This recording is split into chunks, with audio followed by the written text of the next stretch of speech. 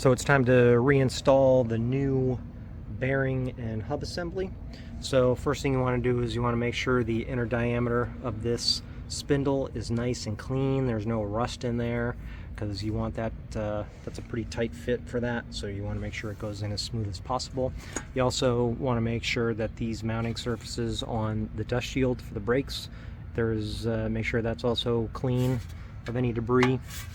So I'm going to hold this up here in place.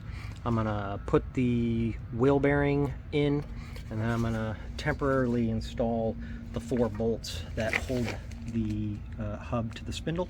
So these bolts, in case anybody's wondering, the thread depths from the end to here is 1 1/16 of an inch long, and then the thread pitch is a 12 by 125.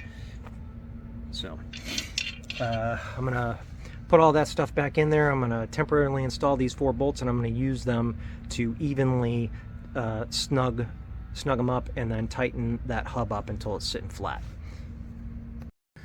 Okay, so I have the dust shield and the hub temporarily installed onto the spindle. So I've got my 4 bolts put in there. You can't see them right now, but I'm going to go around and I'm going to slowly and evenly tighten those bolts from the back until this hub is sitting nice and flat against the spindle. Okay, so I slowly drew down the 4 bolts using a crisscross pattern, just about a 1/4 turn at a time, until everything was seated nice and flush against the spindle.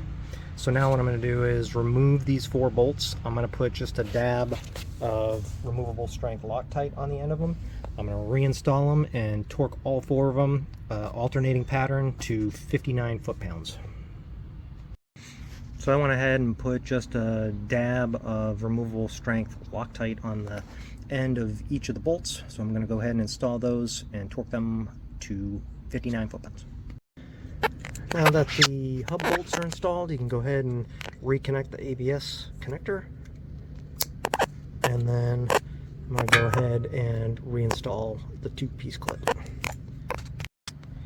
And there it is. The clip just snaps back on there. Really easy. Next step is going to be to reinstall the brake rotor and then install the caliper and caliper bracket. So I've got the 2 caliper bracket bolts right here. There's 17mm sockets on them. The threaded portion on these bolts is 1 inch long, and these again are a 12 by 1.25 thread. So I'm going to go ahead and do that. I'm going to use a lug nut to help hold the brake rotor in place while I put the caliper back on, and then I'm going to install those bolts and torque those to 80 foot-pounds. Alright, brake caliper and brake caliper bracket are installed. The 2 bolts back there were torqued to 80 foot-pounds. Last thing to do, just remove this temporarily installed lug nut and then reconnect the electrical connector at the top right here.